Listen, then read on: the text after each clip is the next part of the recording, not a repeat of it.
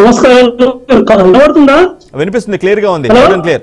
Clear గా ఉందండి, చెప్పండి. ఓకే.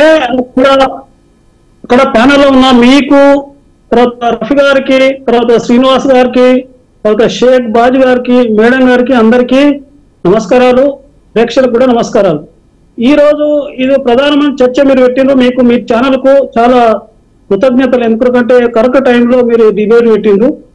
నేను నిన్ననే ఒక 12 పేజీల డాక్యుమెంట్ రిలీజ్ చేసిన.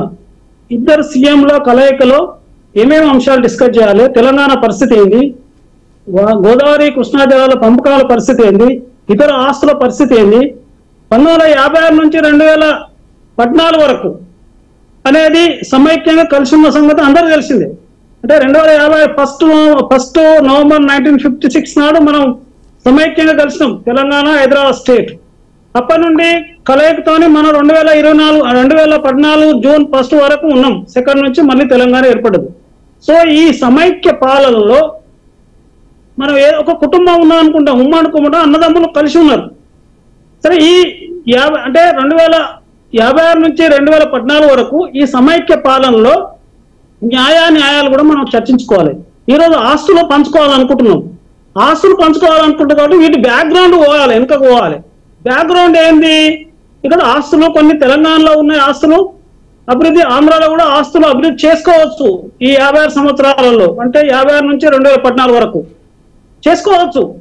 అది ఇక్కడ సమస్య. మనం ఆలోచించుకోవాల్సింది, తెలంగాణ నుంచి ఎంత ఆదాయం వచ్చింది 1956 నుంచి 2014 వరకు ఎంత ఆదాయం వచ్చింది తెలంగాణలో, తెలంగాణలో ఎంత ఖర్చు పెట్టిండ్రు, ఎంత ఏ మేరకు తరలించకపోవడం జరిగింది అనేది కూడా ఒకటి చర్చించుకోవాలి. అంటే ఆంధ్రాకు తరలించకపోయాడు పోకపోవచ్చు, లెక్కలు తీయాలంటున్నా నేను.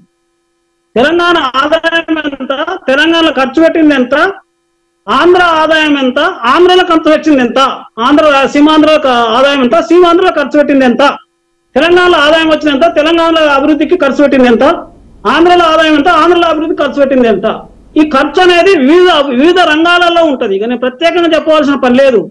అనేక ప్రాజెక్టులు అక్కడేం కట్టిరు, ఇక్కడేం కట్టిరు, ఇతర డెవలప్మెంట్లు అక్కడేం కట్టిరు, ఇక్కడేం కట్టిరు, అక్కడ బిల్డింగ్లు ఏం డెవలప్ చేశారు, ఇక్కడ బిల్డింగ్ ఏం చేశారు అనేది మనం చర్చించుకోవాలి. ఇప్పుడు మనం ఆస్తులు పంపుకోవాలనుకొని వస్తున్నప్పుడు ఈ ఆస్తులు ఎవరి ఆదాయం వల్ల, ఇక్కడ నుంచి ఏమన్నా ఆంధ్ర నుంచి ఆదాయం వచ్చి ఇక్కడ తెలంగాణ చేరిందా, తెలంగాణ నుంచి ఆదాయం పోయి ఆంధ్రలో చేరిందా, ఆ పోయిన తరలించిన ఆదాయంతో అక్కడే డెవలప్మెంట్ చేశారు. ఆంధ్రలో ఆదాయం వచ్చిందా అని తెలంగాణలో డెవలప్ చేసినా, తెలంగాణ దాన్ని ఆంధ్ర డెవలప్ చేసినా, ఇది చర్చించుకోవాల్సిన అవసరం ఉంది ఈ సందర్భంగా. ఎందుకంటే ఈ రోజు మనం ఆస్తులు పంచుకోవాలనుకుంటున్నాము,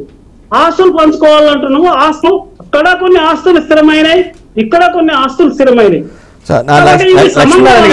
లక్ష్మీనారాయణ గారు 1956 నుంచి ఒక పాయింట్.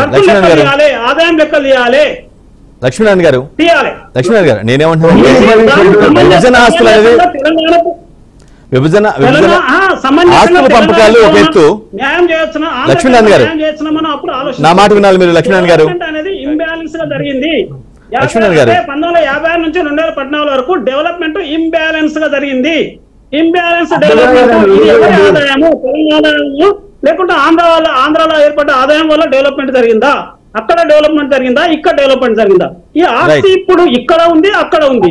కాబట్టి ఆదాయంలో లెక్కలు చేసినాడే మనం సమగ్రంగా న్యాయంగా పంచుకోవడానికి అవకాశం ఉంటుంది. రైట్ బాజీ గారు అంటే 9వ షెడ్యూల్ కానీ 10వ షెడ్యూల్ కానీ.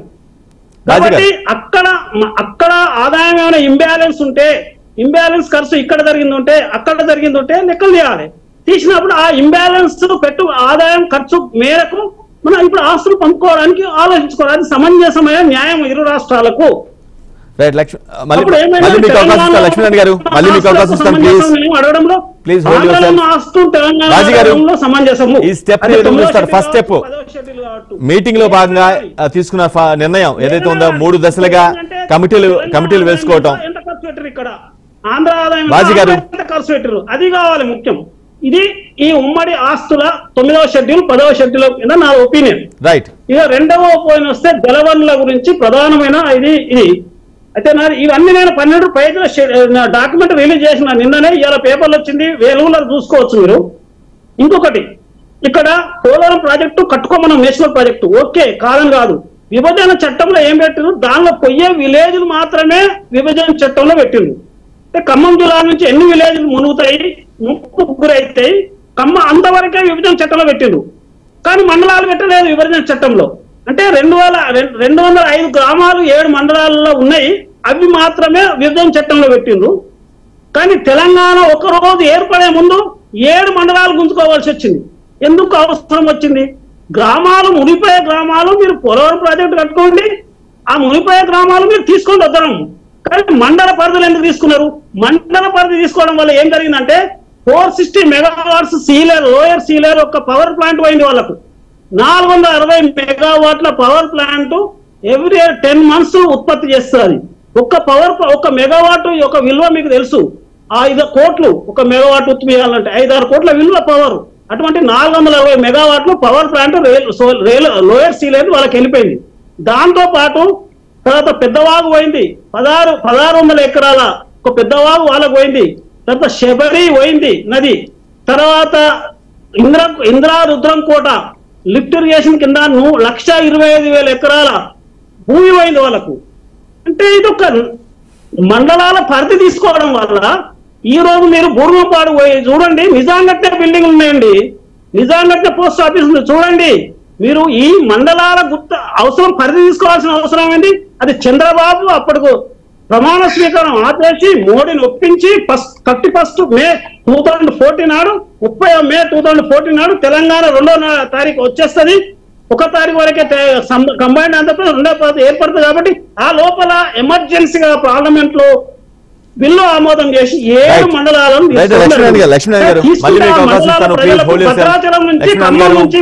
చెప్పేది వినాలి. లక్ష్మీనారాయణ గారు మళ్ళీ మీకు అవకాశం ఇస్తాను, ప్లీజ్. ఇతర ప్యానలిస్ట్ కూడా మాట్లాడాలి ప్లీజ్. వాళ్ళు ప్రజలు ఇప్పటికీ అనేక ఇబ్బందులు పడుతున్నారు, ఉద్యమాలు చేస్తున్నారు.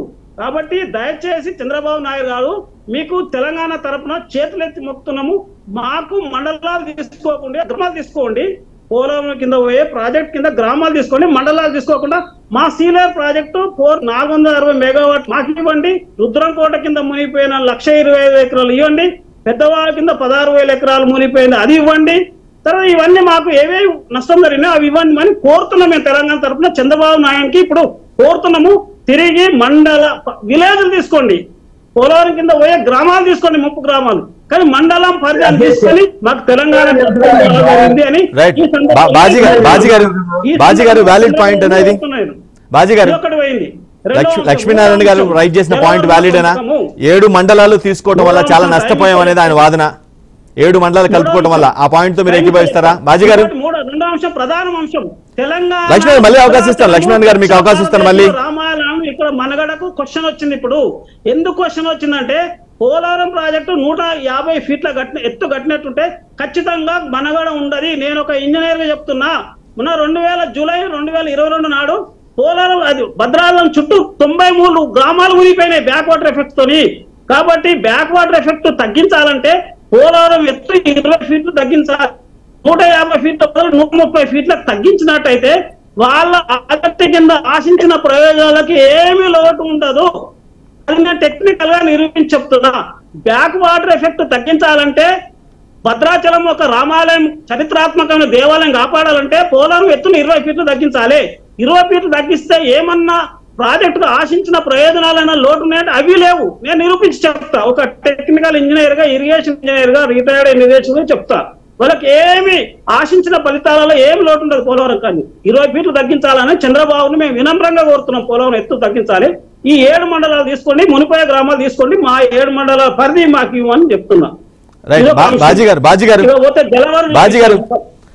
లక్ష్మీనారాయణ గారు ప్లీజ్ వినాలి. లక్ష్మీనారాయణ గారు ప్లీజ్ మీరు కన్ఫ్యూజ్ మీరు మాట్లాడితే మిగతా వారికి కూడా ఛాన్స్ ఇవ్వాలి ప్లీజ్. లక్ష్మీనారాయణ గారు please. PCR mute himself, mute చేయండి లక్ష్మీనారాయణ గారిని. పీసీఆర్ ఆయన కంటిన్యూస్ గా మాట్లాడుతున్నారు, ఇతర ప్యానలిస్ట్ కి అవకాశం ఇవ్వట్లేదు. చాలా కుస్తా వాటర్ పంపాలి తర్వాత ఎందుకంటే తెలంగాణకు జరిగే